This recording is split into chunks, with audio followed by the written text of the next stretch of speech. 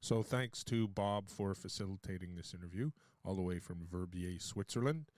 And in this episode, we talk with Jimmy a bit about his book and a lot about the ski stories that he has and places to ski that you wouldn't even think. He's traveled around the world, skied on all continents, as Bob has, and skied at more than 650 resorts. And I would imagine that some of that skiing there weren't resorts involved at all. So grab yourself something comfortable to sit in and a drink or a snack and sit back and enjoy the stories from Jimmy Pettersen. By the way, his book is called Ski the World, and it's available at skitheworldbook.com on the World Wide Web. Anyways, enjoy. Nice Can to you meet see? Oh, yes, I can see both of you. Yeah, perfectly. Sorry that we're late, Keith. Oh, Yeah, shit, I don't care, man. We got caught up a little We got bit. caught up drinking beer, you know how this ski bum lifestyle is. Yeah, exactly. Nice to meet you, Jimmy. Nice to meet you as well. So Tell me a little about yourself. I'm a retired teacher. Me too. I was a cool teacher, though. I taught shop and phys ed. But towards the end of my career, some dumbass in the board office said, "Oh, you know what? You should have a homeroom." And, going with phys ed, you teach math and science. But then somebody said, "You should teach English, too." And I was like, oh, shit. I can write a 25,000-word essay in one sentence still, if you want. Like, I may not be the best, but you know what? I delved into it and did the best I could for the last 10 years of my career while still teaching shop and Did you and like phys ed. teaching? Oh man, I loved teaching. It was You- yeah it was. I mean, I taught. Well, I majored in history Yes. and got a master's in education, and the the first year, I thought, well, now I've been studying straight through high school and Yeah. this and that. And this was before the master's. After getting my BA and my teaching credentials, so that was 5 years of university. I thought, well, I deserve to have little time off. I'm going to do a season in the Alps Right. before I settle into the career. The real world? Sounded like Bob's way into skiing. Career as a teacher. So I wrote a friend of mine in Austria that, I'm going to come over to the Alps, can we ski together? And he said, yeah, but I'm going to be working as an instructor in Hinterglemm, and, maybe I can, get a job for you there as well. Right. And okay. He'd never seen me ski. I just told him I was a good skier. Right. And I didn't have any background as an instructor. But he said, okay, well, I'll try. So I showed up there just in the beginning of the high season when they really needed more instructors. Right. So the head of the ski school, who was very happy, of course, to have people working black, so he could score much more money under the table. Mm-hmm. Right.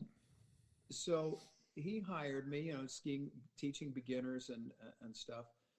Well, I was surprised because, being kind of an ignorant American, I thought that, if it wasn't one of those 5 or 6 ski resorts that I'd heard of, like Cortina, Chamonix, Verbier, Saint Anton, Right. and Kitzbühel, that it probably was a little place with one T-bar and a rope tow. Right. But Hinterglemm was a pretty, good resort already then. And so, Surprisingly. so No, you were surprised, right? Yeah, It was like, yeah. So when I got back to the U.S., I thought, well, maybe I'll do one more season. Right. And of course, the old expression, money for nothing and the chicks for free. Yep. Well, here it was really no money, but the chicks were definitely for free. So I went back for one more season. And then, as the fates would have it, there was a travel rep who saw me sitting around, drinking beer with the other ski instructors and playing the guitar. Right. And he said, hey, do you think you could do something for me? I have a group going up for an evening in one of the huts, and we need some entertainment. So there, the the light bulb kind of fell down, and I saw, I can make more money singing, and I can be skiing all day instead of, working with the beginners on the baby Right. lift. Right. So that led to a few more seasons, and ultimately, I really only taught history for a couple of years, to give it a trial. But, I spent the next 50 years or so ski bumming. Well, I was going to ask you that because since Bob sent me the message at midnight my time almost, I was like, so I've done a bunch of research, and I was like, okay, I listened to Jackson Hogan, and you do a podcast, and then the young woman on Snow Planners. Oh, yeah, sure. Yeah, so I was kind of thinking, Bob says, oh, well, you've got tons of stories and all sorts of stuff, and it's like, okay, well, I don't want to duplicate what other people have. And just so you know, I'm recording all this right now anyways, because there's always some good gems that come out when you're not recording. So I try to record everything and that sort of stuff. So anyways, I didn't know that you did actually teach, because I read in a bio of yours that, your dad was kind of disappointed that you didn't continue with teaching and got into the ski bum life, and so you answered the question of how you ended up in the ski bum life. So my question is, where and how did you and Bob meet? Well, that's an interesting story. They're all interesting stories, and we were actually just talking today about how, one of the important things about skiing is actually that it's a social sport. Oh, definitely. And it's not only the skiing, but après ski and everything. Yeah. But you ski together a run, and it might be a long run or it might be a short one, and then you're sitting on the lift with somebody, and you Right. have time to chat, and it's one of those wonderful activities that you can do all day long, and really get to know people in a different way than when you're just sitting at a cocktail party or eating a dinner. You experience life together. Sometimes when you're skiing at an elite level, you risk your life together. Right. I don't like to do that much anymore, or at all, to be honest. So you're getting wiser as the years accumulate, or the experience accumulates behind you. Well, you would think so, but yesterday, one of my best old ski buddies and I, we were guiding a group in Italy, in La Tuile, and was actually a nice powder day, and was fine. And he was the tail guide, and I was the lead guide. And at the end of the day, we were just skiing the easy piece back down to the village. Right. And instead of him being the tail guide, which he's supposed to be anyway, he thought, well, this is just, right. we don't need this. It's not off-piste. And he started skiing fast, and we were both skiing an easy piste, and he crashed into me. Oh, jeez. And I took just a really horrendous fall, because we're going fast. And when I got here to Bob's place, I could literally hardly walk. Oh.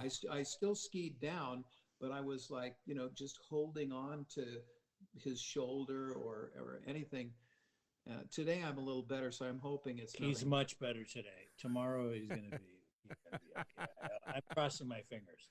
But anyway, I'm going to get back to how Bob and I met, which is also well, it's part of the whole story. The first time my book Skiing Around the World was published, I was doing a lot of work with Nokia. Nokia was right. Top of the world at that time, and I did various events for them. And so there was an event here in Verbier where I think it was the Dutch, or it might have been the whole Benelux representative for Nokia, had maybe 40 or 50 people to go skiing for 3 days, and invited me to come, and everybody would get a book, and I was going to do a little presentation and sing some songs and so on. And Bob was working at that hotel. Right. At the reception. Okay. But little did I realize it's Jimmy. I had no idea. Right. He right. was holding court in the restaurant Right. just through the open door I saw. But I just hung out. I wish I would have known. I wish I would have just went in and said hello. Right. And but whatever. It was what it was. But Jimmy was holding court, Right. and it was like, God, what's going on? He's playing guitar, and it's raucous. It was amazing, and voila. And then I was in Antarctica. You were? Right. So I was in Antarctica. Okay. Okay.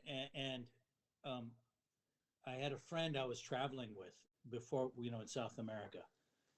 And to make a long story short, she sent me as a gift. She sent me this book. Right.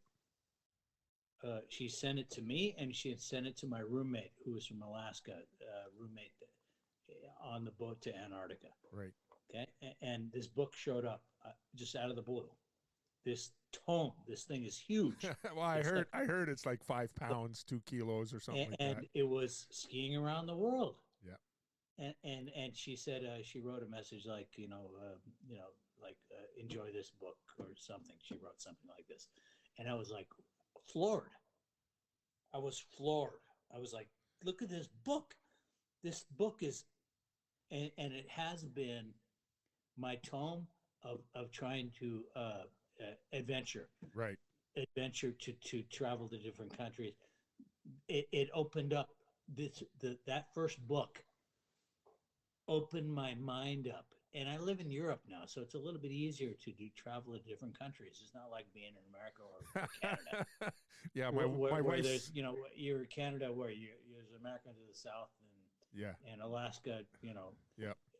In Europe, there's a lot of countries, huh? Yeah, for sure. And there's a lot of them that you can ski in. And a lot of them you can ski in. Right. And so this gift, I opened it up, and it was this big white book, and it was 2.5 inches thick. And I was like, Jesus, what the hell is this thing? And I opened it up, and it opened my world up. Really? Well, actually, Bob is a great marketing guy for me. But you know what? Let's stop there, and because I know when you were on the Snow Planners podcast there with that young woman, you said we should have said this at the beginning. So what's the name of the book and where you get it? Let's take care of that business first of all. All right. Well, I mean, actually, I'm sorry to say, or maybe ashamed to say, but I don't have any good vehicle for sending it to Canada. Well, that's all right. When I was, putting my whole plan to, a business plan together, I have friends in Canada, of course, and I was talking with some of them to be the, let's say, Canadian shipping agent, help me out, and then, if I send a whole, a larger shipment in one, then it doesn't cost as much, and then they should ship within Canada. That's what I usually do. It's what I did with the U.S., and that's what I've done with France and with Switzerland and so on. Right. But in any case, it was so expensive even to ship within Canada. Really? And it was a very convoluted thing where there was no set price that it's going to cost $20 or $15, whatever, to ship. It was like, okay, it depends on the address. It does, it just made it so difficult. And so, but that's okay. I have listeners. I have when I look at the analytics or the metrics and stuff like that, there are people in Europe who listen to this. So, okay, well, there's about 15 or 18 countries that we ship to. Most of them are European countries. United States, of course, is on there, and other countries. It was too difficult. Now I have shipped some books to Canada. So I'll get an email from somebody, and they'll say, "Gee, we wanted to buy your book, and we don't find it's not possible on your website." Right. And I'll say, well, I'll write them a long email back and say, well, you could buy it, but it unfortunately it costs like $40 $5 to ship the books. Right. So if you want willing to do that. So, you know, The books are huge. They're so Well, when the you two said it of them was, together are like it's like 10 pounds a yeah, book. you were saying it was like 2.5 It's inches insane. thick. So I have this, I think National Geographic book. That's U.S. National Parks, and it's like 2.5 inches thick and 14 inches tall or 16 inches tall. Yeah, so I can imagine how big that book is. yeah, it's Keith, it's insane, man. So this is I use and you told me, you said you didn't read it all the way through. I said no, I didn't read it all the way through. I use it as idea. I'm thinking about going to East, and so I look it up. Right. I use it as It's your an atlas. encyclopedia Yeah. of what I'm going to do. Yeah. You know, and then I write notes down from his book. This Right. is the way I work. Right. You know, I don't. Yeah, I will. Eventually I'll read all the way through one. fat chance. No. But in reality, it's the truth. In reality, it's like, okay, this is my next region I'm thinking about. Right. Well, I think And so I go and I look it up, and this is the way I work. Right. I think most people, Keith, use the. I mean, first of all, they're both coffee table books, Yeah. as you know. So there's lots of photographs which people like, but there's a lot of meat, a lot of content in the books as well, and they're not written like as a guidebook. Right. They're more written in an experiential manner. Mm-hmm. So if you read the chapter on whatever Morocco or Iran or Verbier, I think anybody will get an idea. Well, this is something that would suit my ability and my interest, or no, this isn't for me. Right. And many places, if you've skied that many countries, there's a lot of countries in the books that really nobody would go really for the purpose of skiing. Right. Well, I know when you said Uganda, I was like, you can ski there? Right.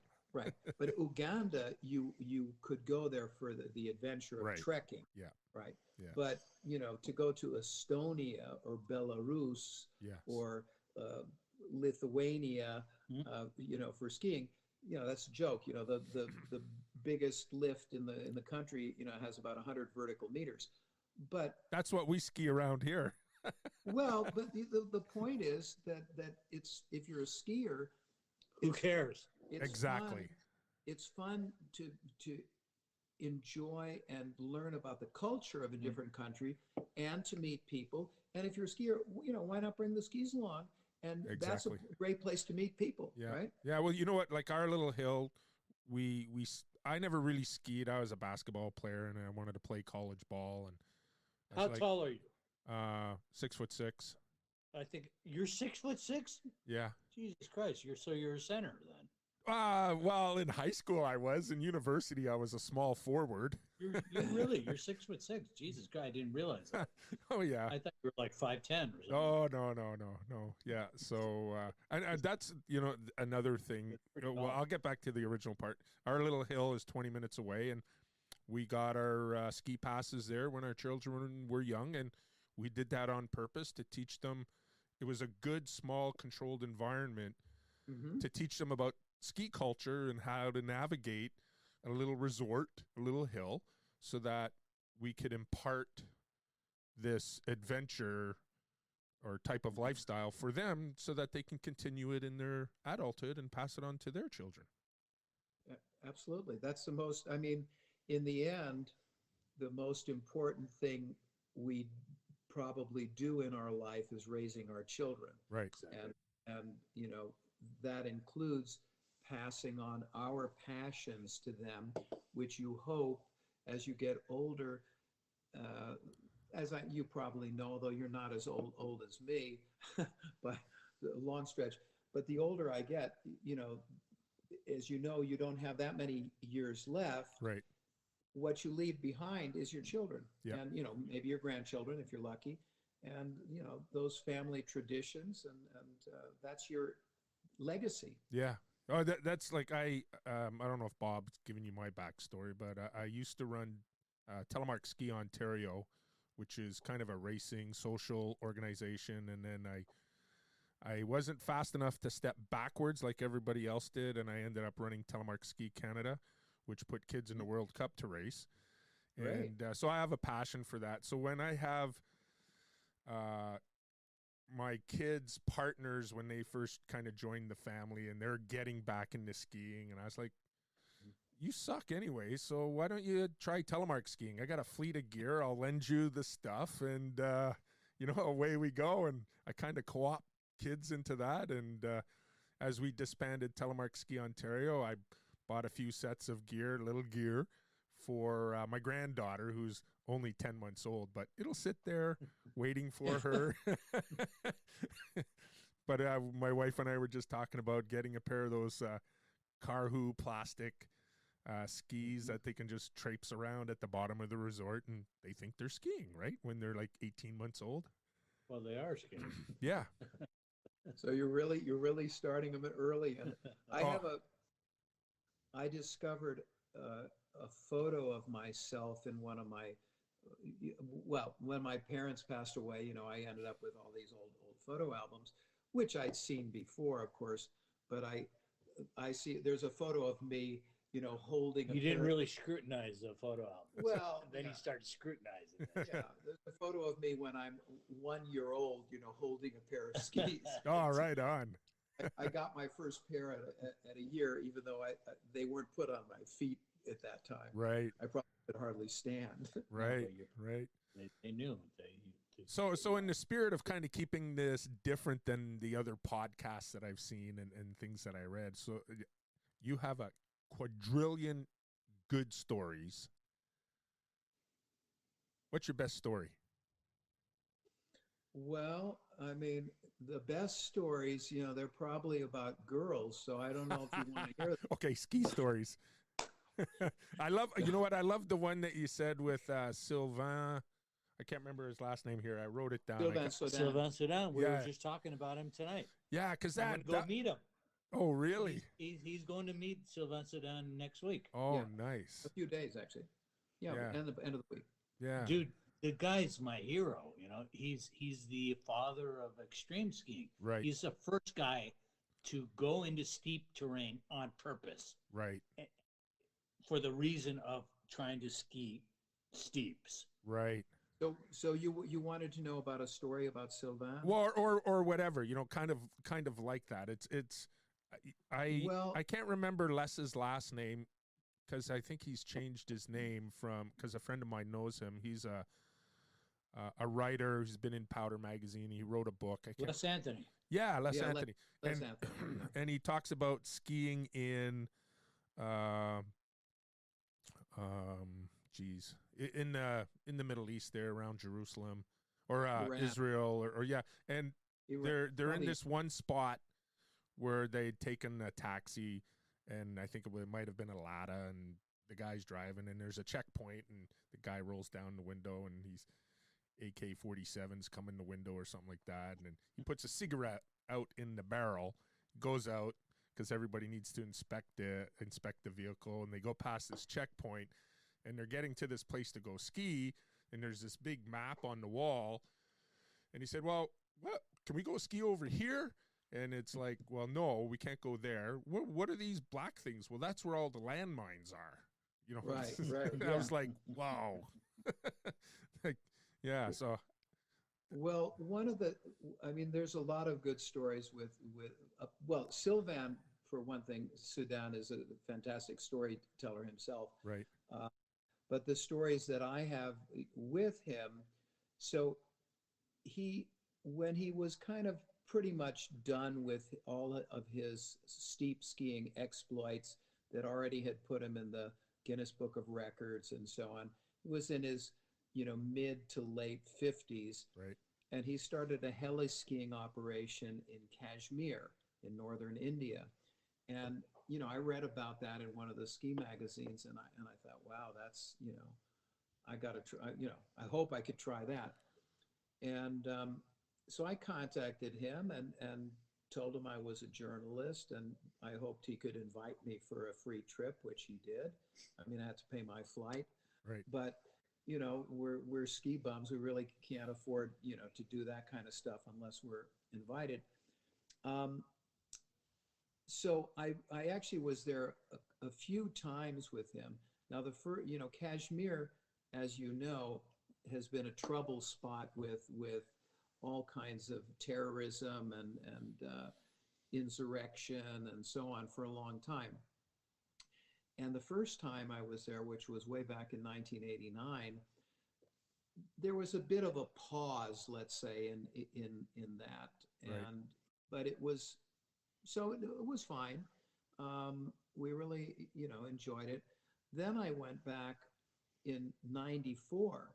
Now, at that time, there was a lot of trouble. All tourism, even local Indian tourism, had ended, Right. and the five-star hotel that we had stayed in, and we still were staying in now a second time.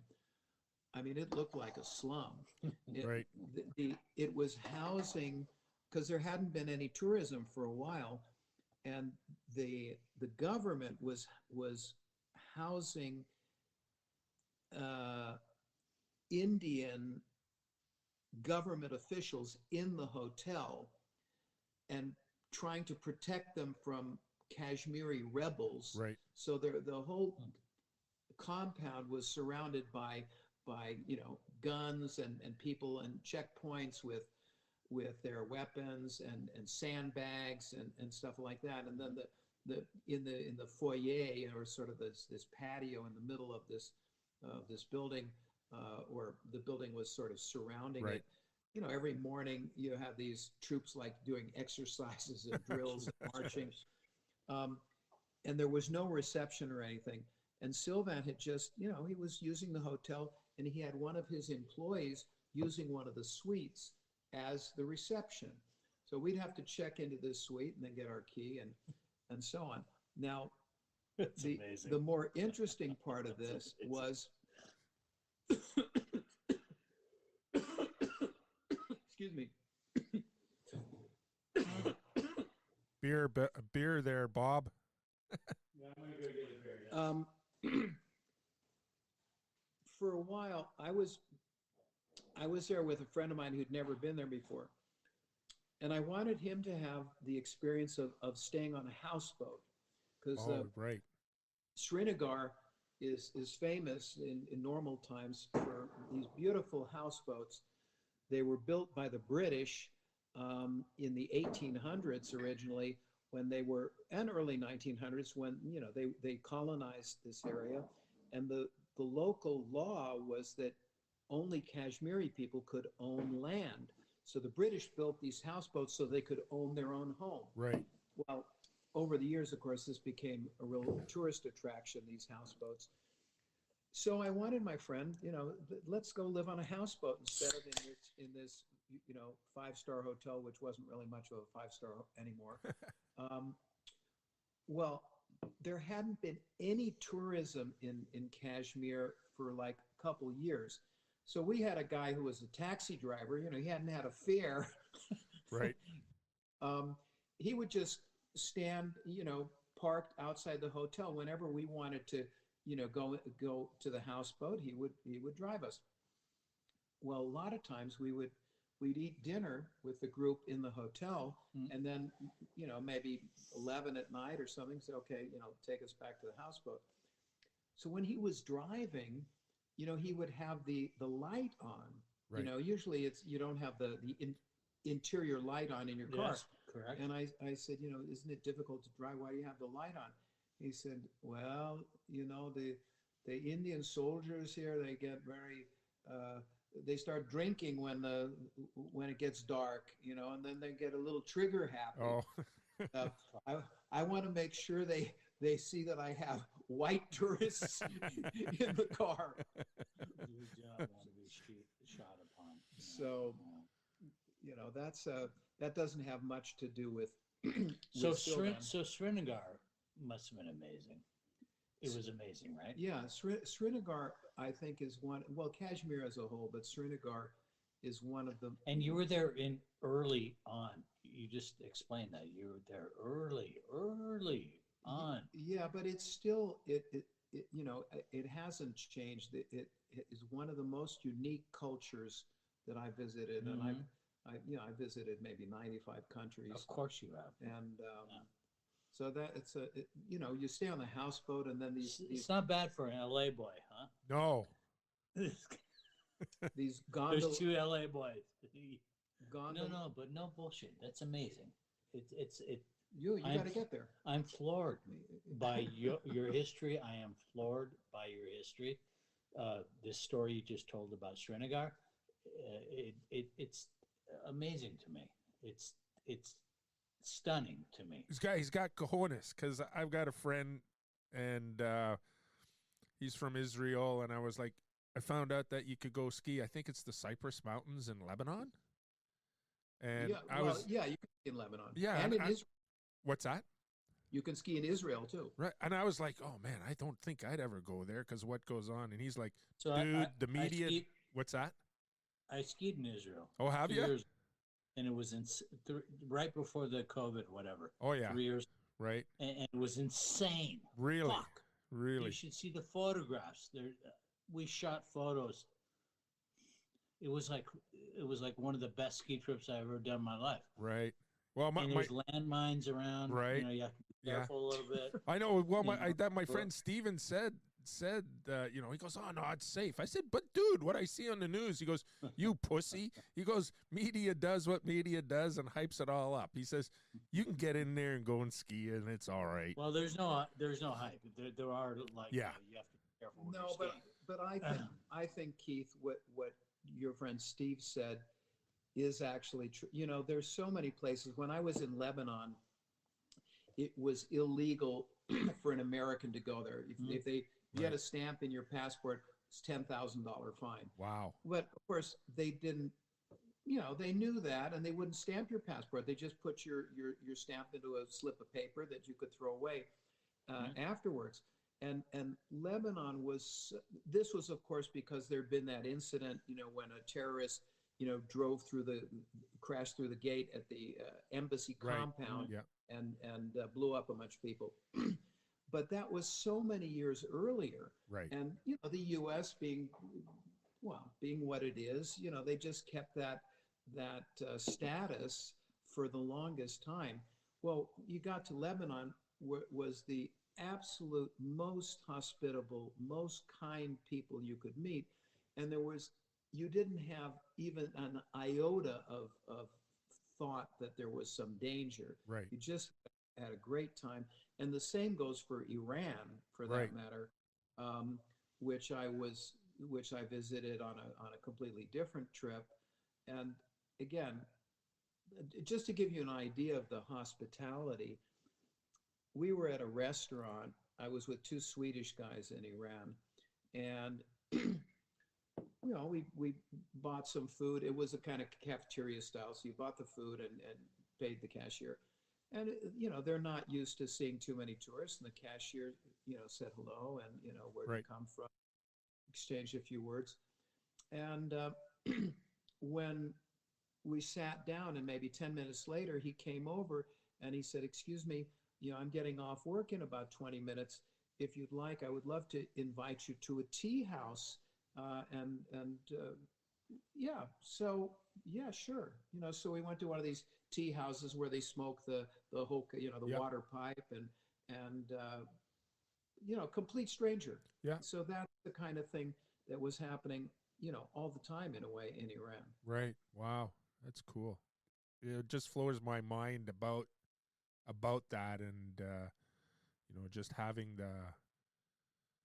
I don't know. I'm gonna say the balls. There's 195 countries in the world. That's right. Yeah, 195 or 97. I don't know. Something like that. There was a guy a British guy, who he hit every country. Really? Yeah, and it was like a Reddit thing, and right. People were asking questions and shit. And the question was, what was your favorite country? And he said, Iran. He said, I've never met more kinder people Well, in any country yeah, you know what? It's like, than you know, Iran. what's going on in Russia and Ukraine. You know, it's like it's not about the Russian people. It's about the freaking government. And No, I think you there- said that in one of the podcasts. It's exactly right. yeah, All our Russian buddies, Yeah. they're fucking freaked out, and they're sickened by this. right. Of course, Yeah. of course. No, it's a shame. I mean, to begin with, certain countries are demonized, Right. especially by the United States, but also by other Western countries, because the flow of information Right. is shared, and to obviously, I don't really like it, even if a country's government is necessarily demonized. But there are many people that are really have, too uneducated to understand the difference between a government and the people of the country. Right. Exactly. Yeah. So I know. That's I Iran's would a joke. perfect example of this. What's that? Iran is a perfect example of what Yeah. Jimmy just said. Right. Right. It's like, the government sucks. They blow completely. But the people Yeah. are the friendliest fucking people excuse my language. That's all right, man. I don't care. It's insane. Yeah. Well, that was And like the what team was is amazing there. right. That was like what's happening south of the border with the 45th president. And I talked to all my friends who are American, or if we're down in the U.S., and they're like apologizing. It's like, dude, we're not judging you guys, And I said, and if you're worried and you need to leave, I can have support American refugees if you want. well, unfortunately, there is a different. It's Oh, yeah. good and it's correct what you say, that you're not judging your friend who's apologizing for the president of the United States, but in fact, in a country that's a democracy, the people are somewhat to Yes. blame. Yeah. So Yeah. that's There's a portion of the population that is to blame for that. That's right. Yeah. yeah. Yeah. Whereas in a country like Russia, obviously, Yes. that's not the There's case. no choice. I'm sure Putin has his supporters also, but Yeah. basically, certainly I also have. Actually, I was with a handful of Russians 2 weeks ago for this event I was working on, and they all. Where in Austria? No, in Switzerland. I do some. I organize some corporate events. Right. And there was a big multinational company, and they normally have offices, among other places, in Moscow. They have one in the Middle East. They have one in London and one in Berlin, and perhaps a few others. But already some time ago, they This was moved. like 2 weeks ago? Yeah. Jesus Christ. They really? they closed their Moscow office even before this started, and moved everybody to Cyprus, because they just didn't like what was Right. what was Of happening. course. it's not a good situation. So let's Wow. get back. Let's get back to so you're in Kashmir, and we've got that story. Okay, Keith, I'll tell you another Yeah. story, which gets into Sylvan a little more. Oh, okay. So he's although, as I said, he's one of the first extreme skiers, and now he's running this heli skiing operation. But he's an adventurer. In the Himalayas. He's an adventurer, Right. obviously. Yeah. And the difference, like if you heli ski in Canada or most places in the world, at this point in time, in any case, they have their tried and true landing spots, and there's a little flag there. Right. It might be 50 landing spots, and various different descents from each landing spot.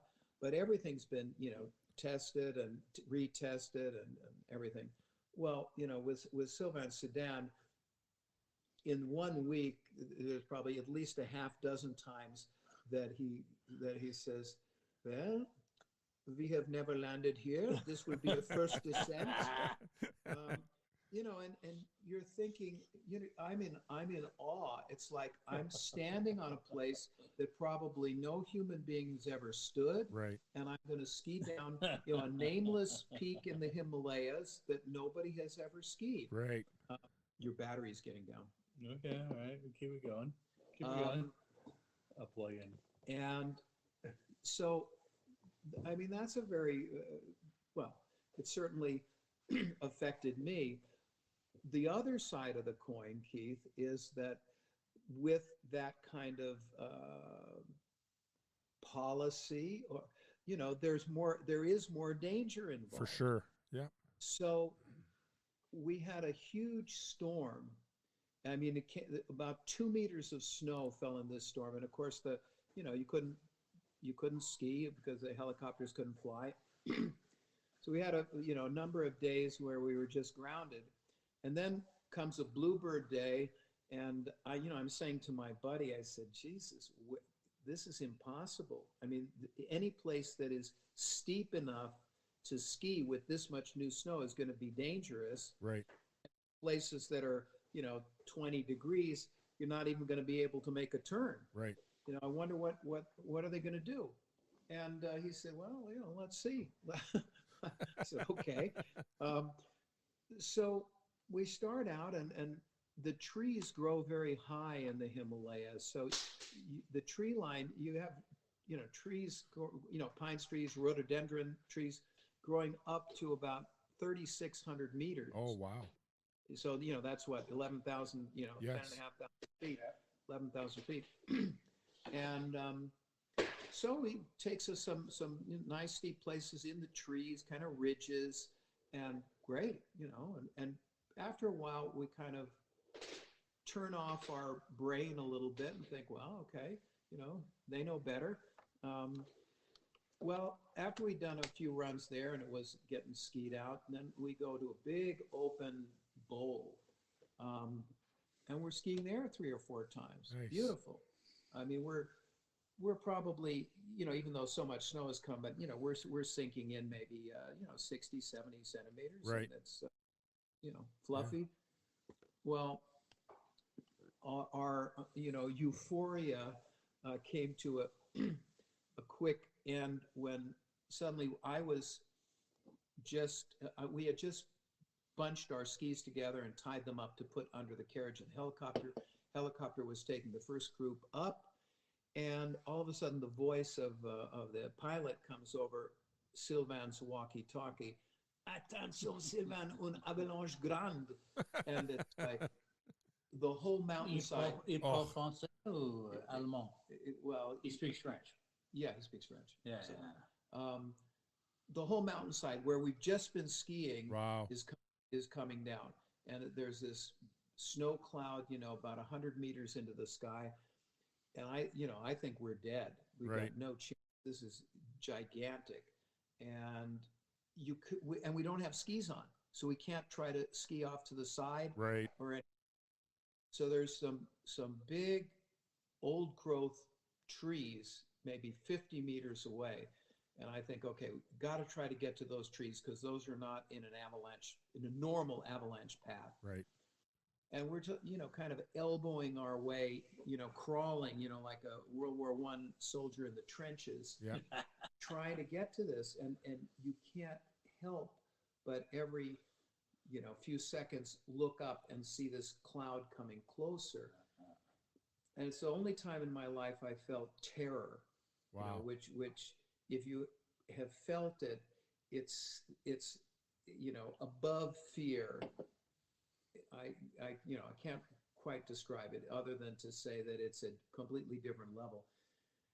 Anyway, we made it. I made it, and about half the people made it to these trees, and half the people made it halfway, and we got about 25 meters away from where we'd been standing when we first saw the avalanche. That's insane.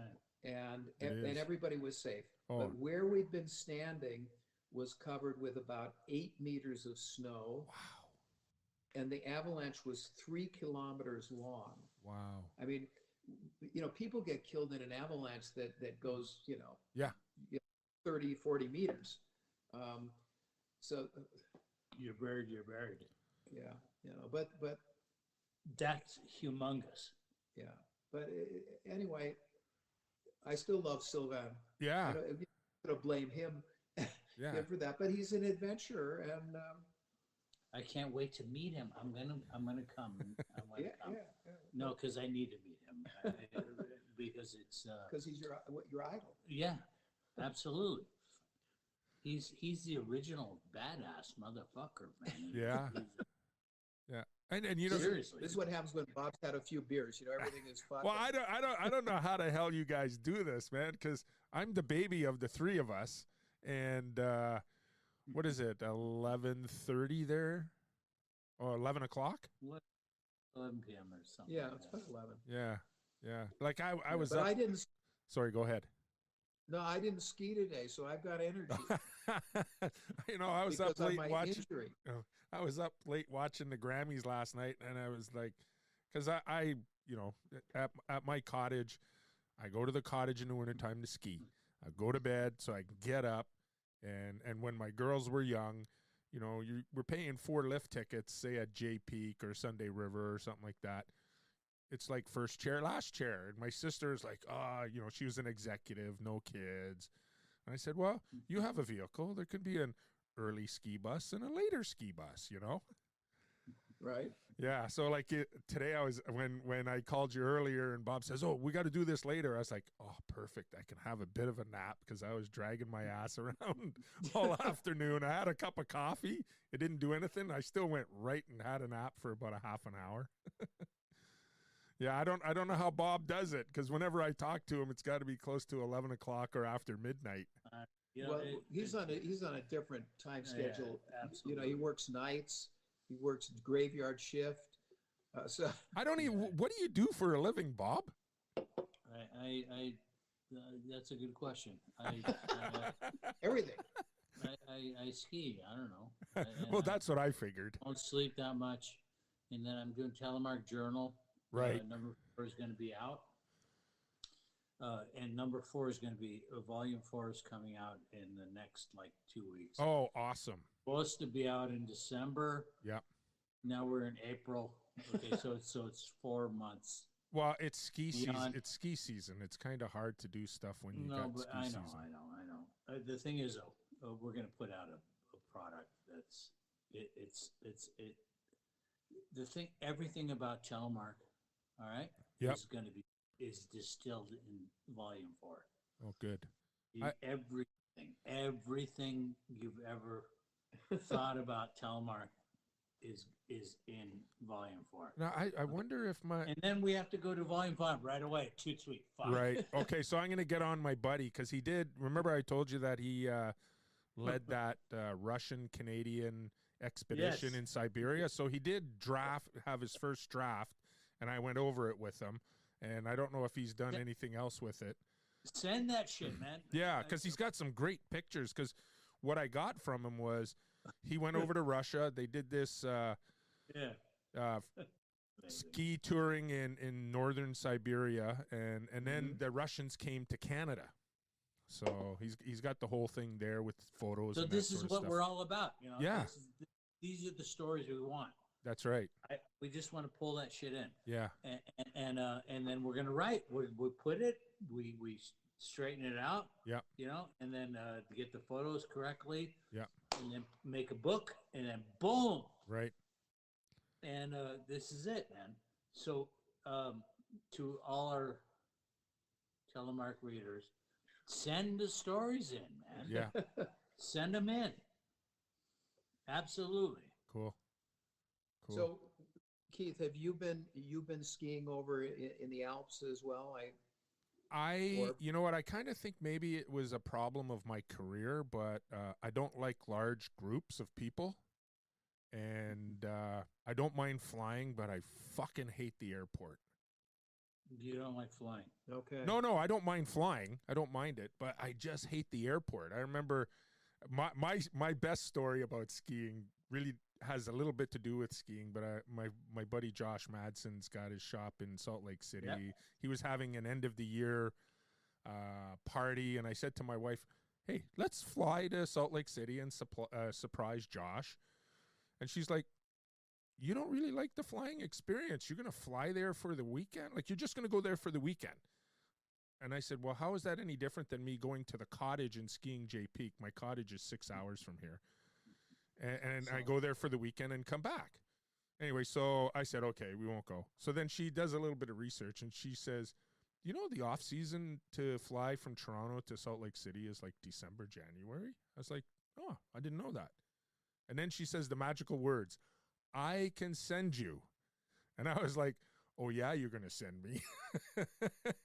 So, you know, she sent me off down there, but I flew out, I think on December 27th, and like every 20 feet, I had to show my passport in the airport.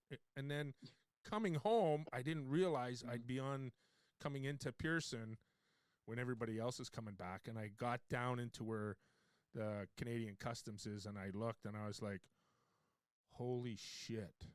I'm just going to drive next time. I'm not going to fly. And Salt Lake City? Yeah. And you know what? My family was planning a trip. My sister was planning a trip to Big Sky, and there really isn't any easy way to get to Big Sky. And I said, so we're going to have to fly to Calgary, probably, and then take a little regional airplane. I don't even know if our gear will get there with the whole gang of us. I said, you know what? I'll just drive. I said, I'll throw the gear in the truck. And then my daughter and her boyfriend says, we'll come with you. So I said, 3 people, 27 hours, we can do this, no problem. You know?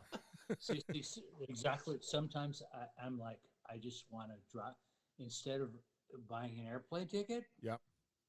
I just fucking drive. Yeah. Well, it's nice. I mean, there's a lot of advantages to driving, just because, you know, you can stop. Autonomous. You can, yeah, you're on your own. You can stop and oh, there's a little off-road. You're not in a rent-a-car. Yeah. You're in your own car. Ghost town and you know, whatever it might be. Yeah. That's cool, especially when you're going to. I mean, it's okay. I mean, I fly places and then rent a car. Right. I mean, I don't. Yeah, we would have rented a van, a full-size, you know, a 10-passenger van. But I was like, yeah, no, I don't want to fly there.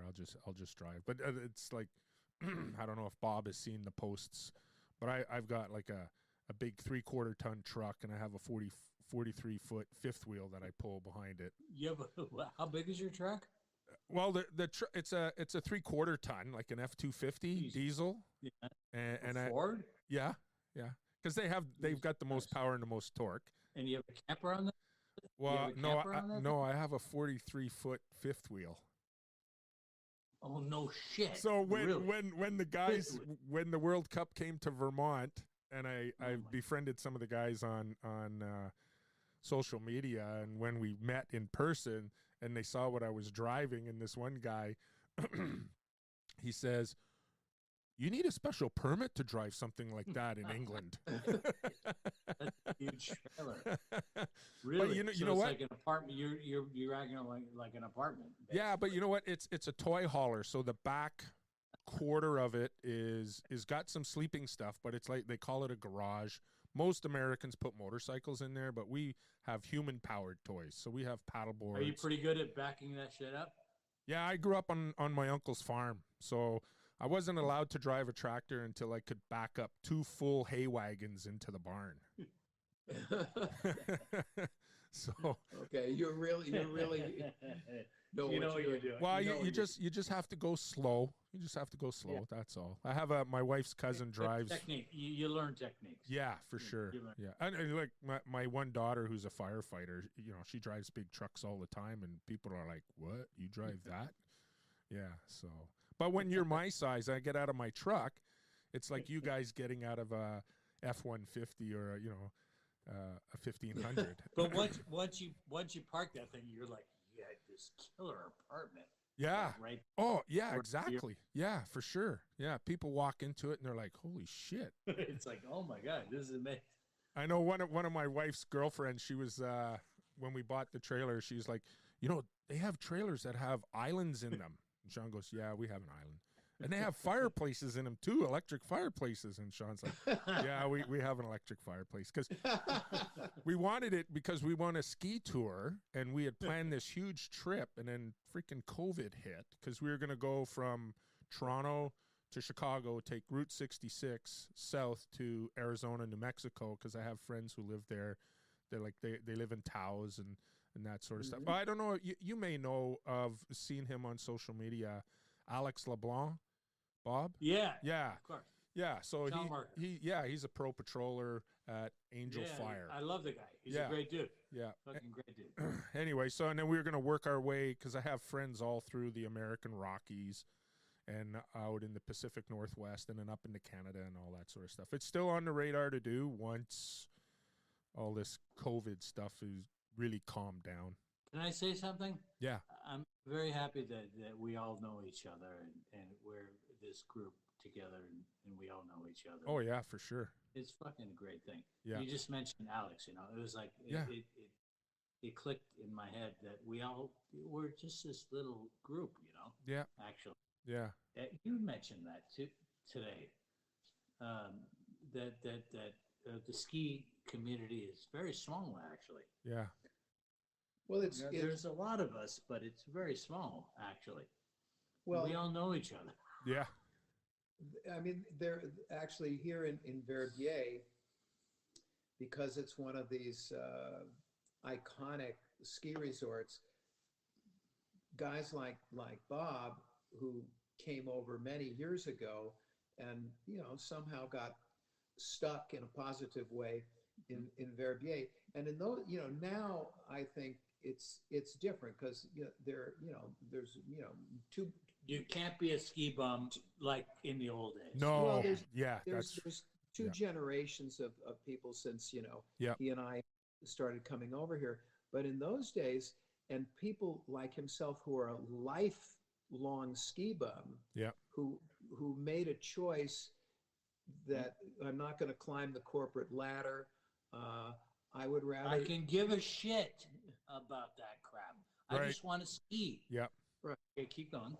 Yeah. So I mean, the phrase ski bum, which is not really in certain countries, like if you in the Germanic countries, you say ski bum, they don't know what you're talking about. Yeah, you must have to say like ski tourist, ski traveler. Well, there's no translation because they don't have it in their mentality. In Germany, there's a work ethic. Right. Yeah. That doesn't allow that.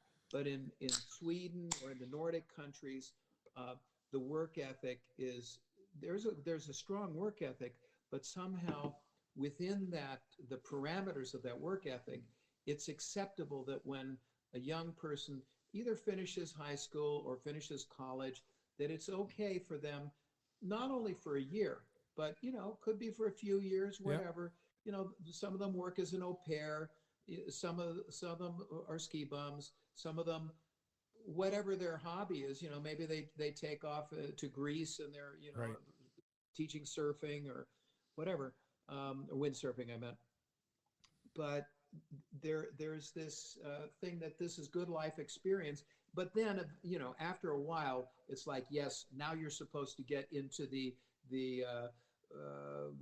real life, the mouse wheel,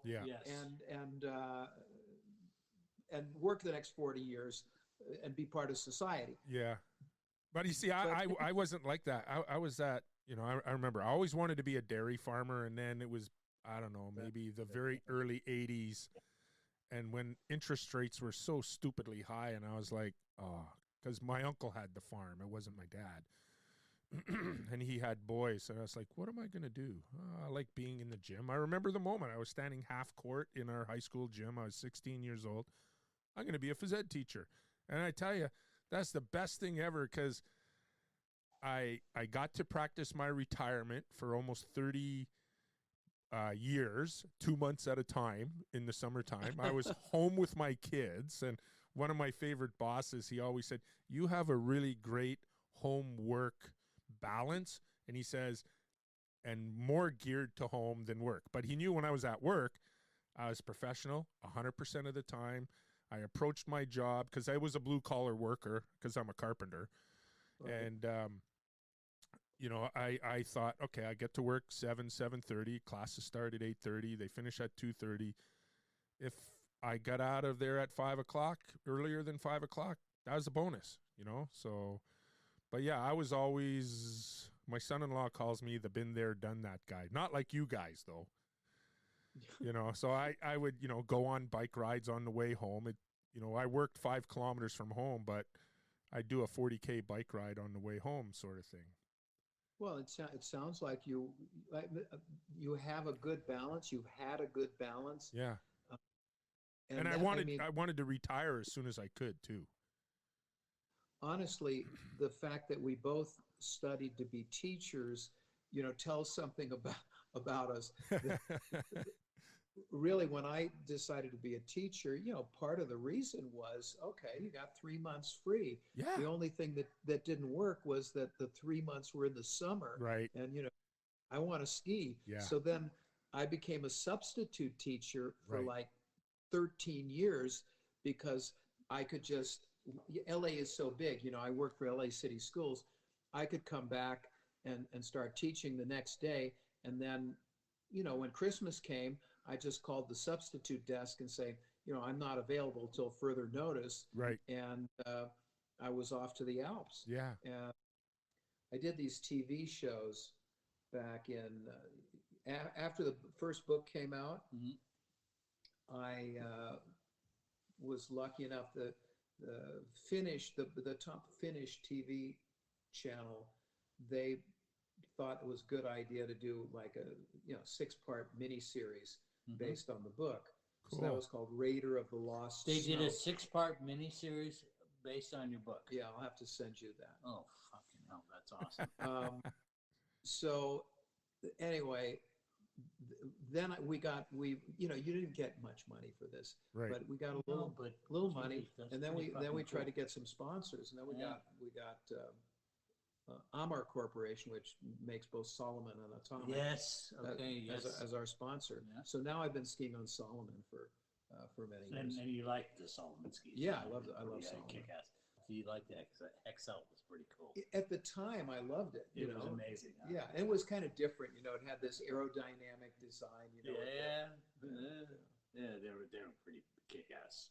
Absolutely. Do you remember those, Keith? You probably don't. You're not old enough to know about Hexel.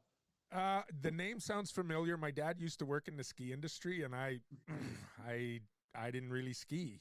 It's like my dad, his business. He's the largest importer and distributor of golf accessories in Canada. Oh no shit! Really? And I don't golf. Golfing's huge industry. I know. You know what? Like my dad was winding his business down. My mom passed away, so he jumped back into the business, and it's just exploded again. Which I'm glad for him because it keeps him busy. He has a house in Florida. He's there right now. He golfs a few times a week. Yeah, but I you know what? I'm like Happy Gilmore, man. Give me a hockey stick or a baseball bat, and I can hit the ball straighter than that with a golf club. So I was like, you know what? I'd rather ride my bike or go paddling.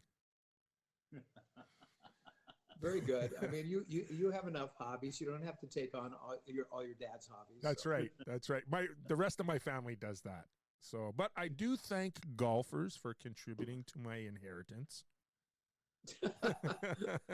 Keep at it. So where are you skiing next? I think ski season is probably done for us. It's so warm here. Yeah. It's so it's okay. You know what? And we ski at a place that you would like, Jimmy. It's called Owl's Head in Quebec. It's not far from the cottage. It was a mom and pop mountain. They've in the last 3 years, sold it to local businessmen, and they're keeping the old school vibe there. So my midweek pass they've just upped it. It was $99 for the season. You have to have 4 people. $99 for the season. Yeah. That's so perfect. And you ski Monday This is skiing the way skiing should be. Yeah, and so we ski Monday to Thursday on our pass, and what's really great is the pass allows us to buy 2 adults and up to 4 kids at least 50% off, if not more. Wow. Yeah, and I'm like, you know what? That's where we're going to ski. And so we planned this winter because my wife she's retired. She retired the same time I did. And but she was a public health nurse, and she ran communicable disease and control for her health unit, which is what COVID is. So they've asked her to come back to work. So she was working sometimes 3 days a week. And because she's retired in the holiday time, she'll work more so that the young nurses who have young families don't have to work. What's her name? Her Your name's wife? Sean. Man, And I would imagine that she's very similar in personality as Fabian. Verbier. Yeah. So Well, I think you're absolutely right. It's amazing. I would like that kind of place because I think one of the reasons behind, how it evolved, getting into going to all these weird places to ski is I was trying to replicate the ski experience that I had as a kid, right. which was small ski resort, couple of lifts, not crowded, and just simplicity. It was the Yeah. really it was the pioneer days. Yeah. I mean, I started skiing 1952. Right. So no, those were the very early days of skiing. You didn't have large ski resorts, and of course, the way it's happened, including even though Verbier is a fantastic place, as well as so many of these huge resorts in the Alps. But I love it to get to Kyrgyzstan, Right. and you have one lift and maybe 250 vertical meters. Yeah, you can't believe there's a fucking lift in Kyrgyzstan. It's amazing. And when I got there, It's fucking amazing. we had minus 15 degrees centigrade, so about zero, Yeah. let's say, light powder, half a meter of light powder, and there were 10 people there. Right. So, I mean, you just were doing Perfect. lines, Yeah. one after another until you dropped. Right. As opposed to Alta, Yeah. eat out Oh. by 10:40, 10:20 p.m., 10:20 a.m. There's a place I don't know if you've ever heard of it in New York. It's on the eastern shore of Lake Ontario called Snow Ridge. It's probably 800-foot vertical, and we went there, and I call it the powder capital of the East. Okay. And Sounds great. I don't know how many runs they might have, 25, 30 runs. I only saw 8 snow guns because they don't need anything more than that. Like, they'll be skiing. They'll still be skiing for several more weeks there, and you walk into the chalet and it's like, wow, we're like back in 1955. It's awesome. Love it. Yeah. Love it. It was great skiing, and they only groom the middle of the runs, and then they leave the outsides powder so everybody can get that powder experience. But they'll get 3 to 4 feet of snow in a huge snowstorm. Wow. A few years ago, I think they got like 12 feet in about 2 days. How high is this place? It can't be very high if it's in upstate New York. It's 800 vertical feet, and it's but how high is what elevation? It's not that high. I'm gonna say I'm at 200 feet above sea level where I live, and I'm gonna imagine it's probably about the same. Okay. Yeah. Yeah. It's just south of it's just north of Syracuse by about 45 minutes. Well, you'd be surprised again how many places, when you think about, you talk about snow guns and the quality of somebody like myself. I mean, I can, with my eyes closed, tell you that this is artificial snow or Right. this is real snow. By the sound of it, or when you ski through it? No, when I ski, Right. when I ski through Right. it. And, it's partly because I have old knees and they don't really like artificial snow. Right.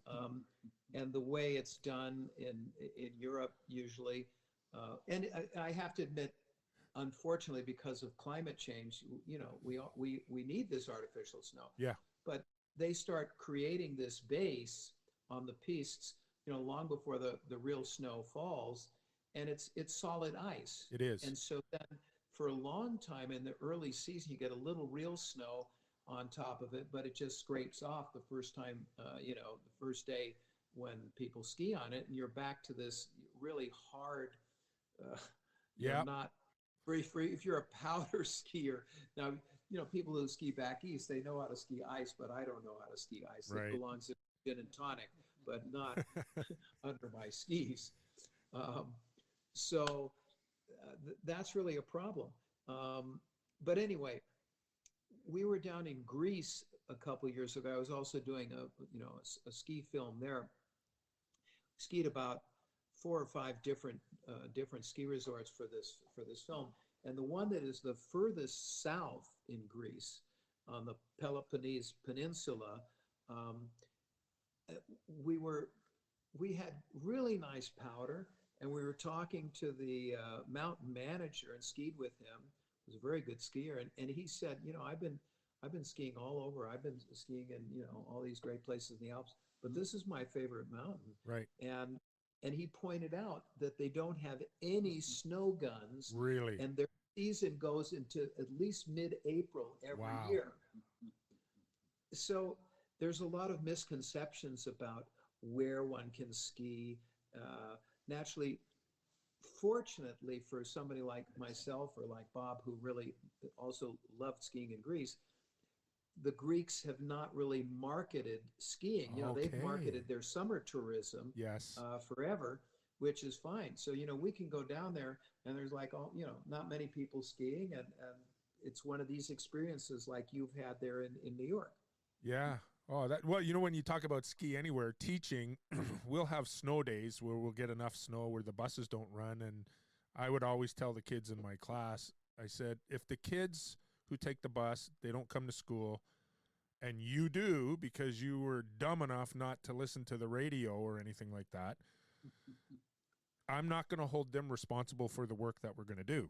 And they're like, oh, that's not fair. And I said, listen, I don't force my kids to go to school on a snow day because I know what it's like anyway. So we would have very few kids, but the kids always knew that I was out skiing because there's this hill.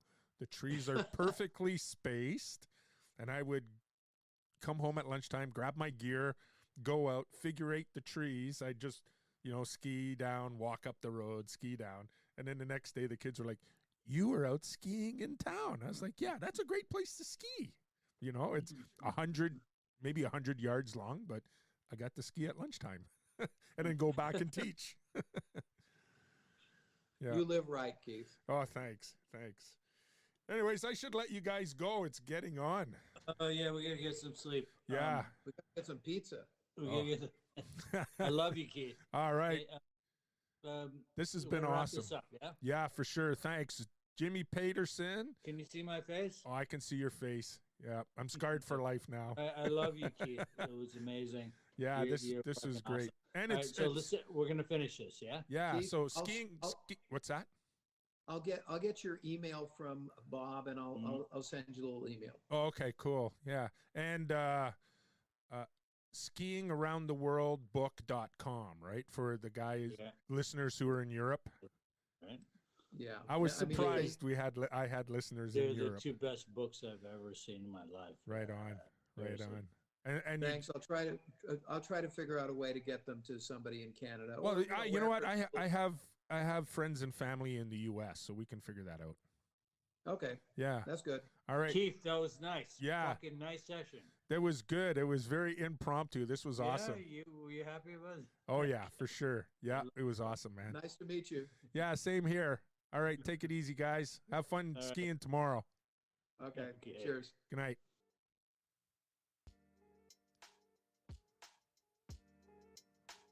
Well, there you go, folks. Episode 26 of the Skipper Report in the books. A huge thank you to Bob Mazarei in Verbier, Switzerland for facilitating this interview with Jimmy Pettersen and listening to all of our stories and our embellishments and that sort of stuff.